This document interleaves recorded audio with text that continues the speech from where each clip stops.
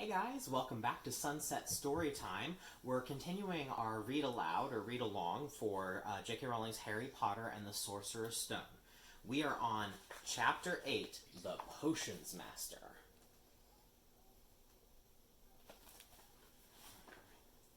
There! Look! Where? Next to the tall kid with the red hair. Wearing the glasses? Did you see his face? Did you see his scar? Whispers followed Harry from the moment he left his dormitory next day. People queuing outside classrooms stood on tiptoe to get a good look at him, or doubled back to pass him in the corridors again, staring. Harry wished they wouldn't, because he was trying to concentrate on finding his way to classes.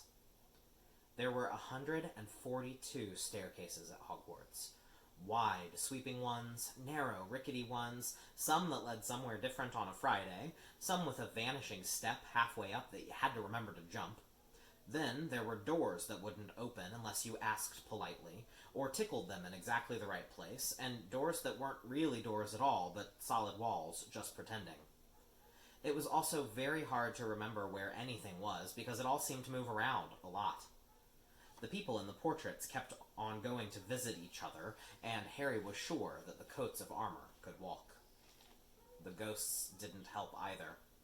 It was always a nasty shock when one of them glided suddenly through a door you were trying to open. Nearly Headless Nick was always happy to point new Gryffindors in the right direction, but Peeves the Poltergeist was worth 2 locked doors and a trick staircase if you met him when you were late for class. He would drop waste paper baskets on your head, pull rugs from under your feet, pelt you with bits of chalk, or sneak up behind you, invisible, grab your nose, and screech, "Gotcha, conk!" Even worse than Peeves, if that was possible, was the caretaker, Argus Filch. Harry and Ron managed to get on the wrong side of him on their very first morning. Filch found them trying to force their way through a door which unluckily turned out to be the entrance to the out-of-bounds corridor on the 3rd floor. He wouldn't believe that they were lost, was sure they were trying to break into it on purpose, and was threatening to lock them in the dungeons when they were rescued by Professor Quirrell, who was passing. Filch owned a cat called Mrs. Norris, a scrawny, dust-colored creature with bulging, lamp-like eyes just like Filch's. She patrolled the corridors alone. Break a rule in front of her, put just one toe out of line, and she'd whisk off for Filch, who'd appear, wheezing, 2 seconds later.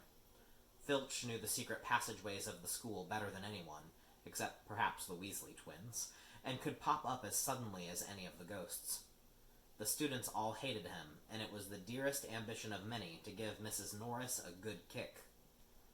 And then, once you had managed to find them, there were the lessons themselves. There was a lot more to magic, as Harry quickly found out, than waving your wand and saying a few funny words. They had to study the night skies through their telescopes every Wednesday at midnight, and learn the names of different stars and the movements of the planets. 3 times a week they went out to the greenhouses behind the castle to study herbology, with a dumpy little witch called Professor Sprout, where they learned how to take care of all the strange plants and fungi found out what they were used for. Easily the most boring lesson was History of Magic, which was the only class taught by a ghost. Professor Binns had been very old indeed when he'd fallen asleep in front of the staff room fire, and got up the next morning to teach, leaving his body behind him. Binns droned on and on, while they scribbled down names and dates, and got Emmerich the Evil and Ulrich the Oddball mixed up.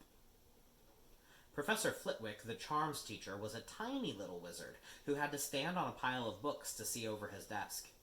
At the start of their first lesson, he took the register, and when he reached Harry's name, he gave an excited squeak and toppled out of sight. Professor McGonagall was again different. Harry had been quite right to think she wasn't a teacher to cross. Strict and clever, she gave them a talking to the moment they had sat down in her first class. Transfiguration is some of the most complex and dangerous magic you will learn at Hogwarts, she said. Anyone messing around in my class will leave and not come back.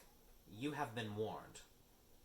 Then she changed her desk into a pig and back again. They were all very impressed and couldn't wait to get started, but soon realized they weren't going to be changing the furniture into animals for a long time. After making a lot of complicated notes, they were each given a match and started trying to turn it into a needle. By the end of the lesson, only Hermione Granger had made any difference to her match. Professor McGonagall showed the class how it had gone all silver and pointy, and gave Hermione a rare smile. The class everyone had really been looking forward to was Defense Against the Dark Arts, but Quirrell's lessons turned out to be a bit of a joke.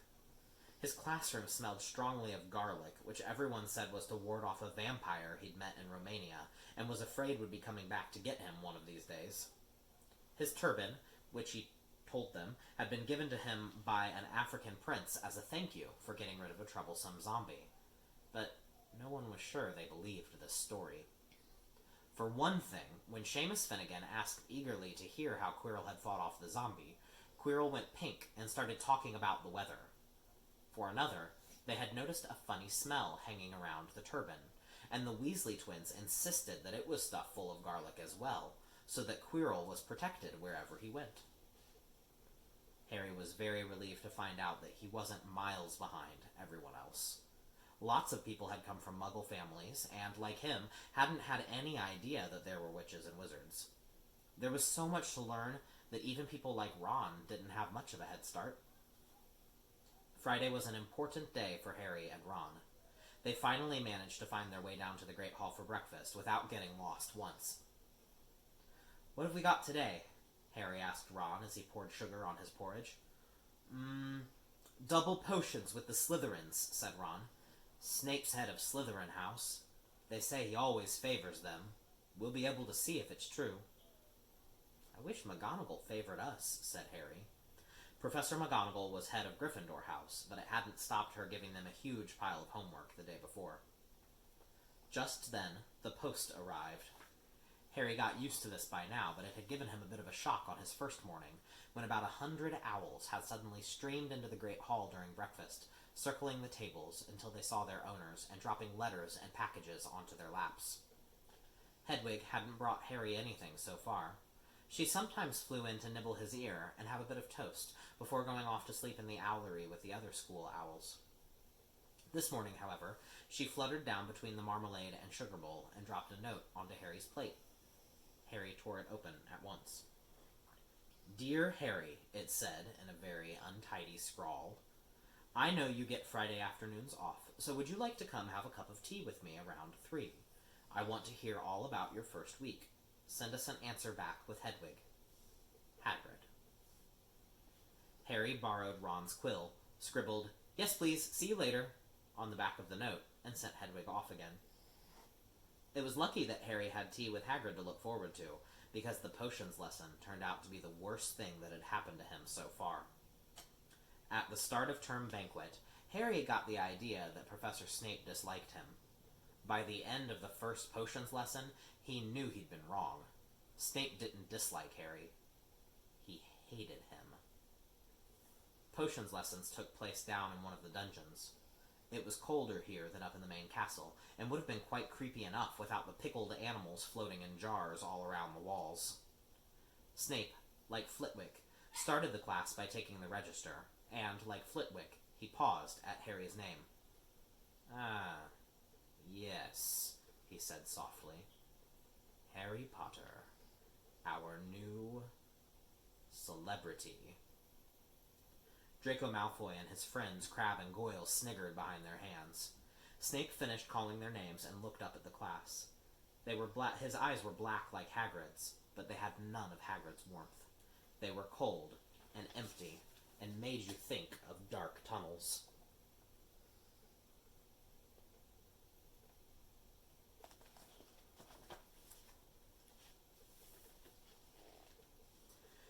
"You are here to learn the subtle science and exact art of potion making," he began. He spoke in barely more than a whisper, but they caught every word. Like Professor McGonagall, Snape had the gift of keeping a class silent without effort. "As there is little foolish wand-waving here, many of you will hardly believe this is magic. I don't expect you will really understand the beauty of softly simmering cauldrons with shimmering fumes, the delicate power of liquids that creep through human veins, bewitching the mind, ensnaring the senses. I can teach you how to bottle fame, brew glory, even stopper death, if you aren't as big a bunch of dunderheads as I usually have to teach. More silence followed this little speech. Harry and Ron exchanged looks with raised eyebrows. Hermione Granger was on the edge of her seat and looked desperate to start proving that she wasn't a dunderhead. "Potter," said Snape suddenly, "tell me, what would I get if I added powdered root of asphodel to an infusion of wormwood?" Powdered root of what to an infusion of what? Harry glanced at Ron, who looked as stumped as he was. Hermione's hand had shot up into the air. "I don't know, sir," said Harry. Snape's lips curled into a sneer. "Tut, tut. Fame, clearly, isn't everything." He ignored Hermione's hand. "Let's try again. Potter, where would you look if I told you to find me a bezoar?" Hermione stretched her hand as high into the air as it would go without leaving her seat, but Harry didn't have the faintest idea what a bezoar was. He tried not to look at Malfoy, Crabbe, and Goyle, who were shaking with laughter. "I don't know, sir." "Thought you wouldn't open a book before coming, eh, Potter?" Harry forced himself to keep looking straight into those cold eyes. He had looked through his books at the Dursleys, but did Snape expect him to remember everything in 1,000 magical herbs and fungi? Snape was still ignoring Hermione's quivering hand. "What is the difference, Potter, between monkshood and wolfsbane?" At this, Hermione stood up, her hand stretching toward the dungeon ceiling. "I don't know," said Harry quietly. "I think Hermione does, though. Why don't you try her?" A few people laughed. Harry caught Seamus's eye, and Seamus winked. Snape, however, was not pleased. "Sit down," he snapped at Hermione. "For your information, Potter, asphodel and wormwood make a sleeping potion so powerful it is known as the Draught of Living Death. A bezoar is a stone taken from the stomach of a goat, and it will save you from most poisons. As for monkshood and wolfsbane, they are the same plant, which also goes by the name of aconite. Well, why aren't you all copying that down?" There was a sudden rummaging for quills and parchment. Over the noise, Snape said, "And a point will be taken from Gryffindor House for your cheek, Potter." Things didn't improve for Gryffindors as the potion lesson continued. Snape put them all into pairs and set them mixing up a simple potion to cure boils.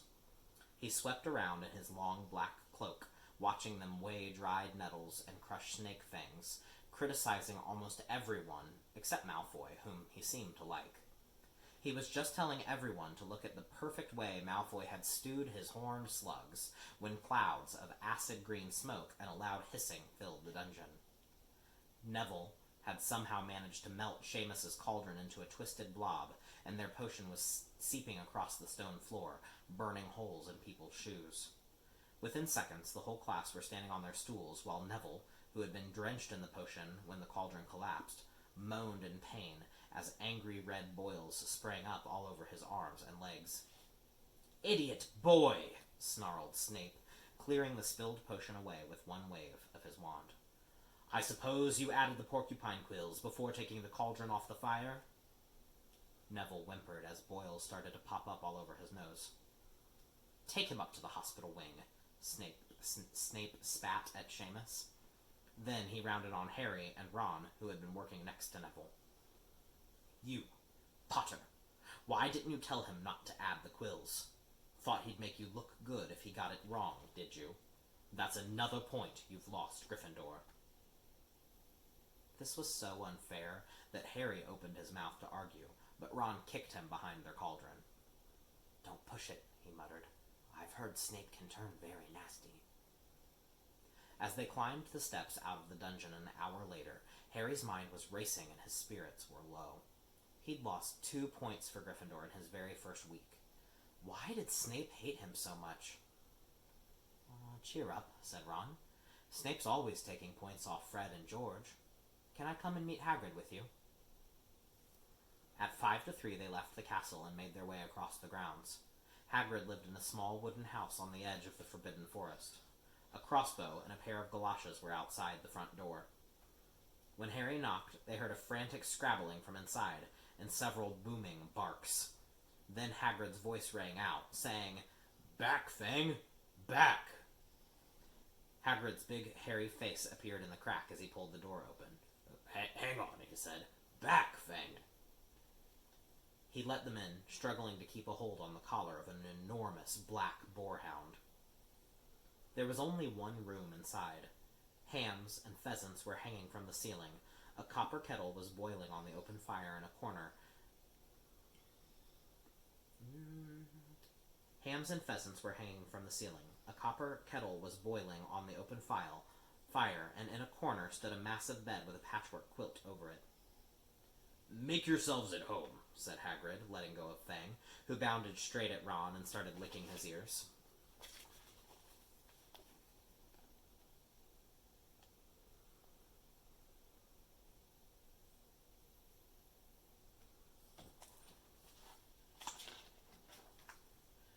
Like Hagrid, Fang was clearly not as fierce as he looked.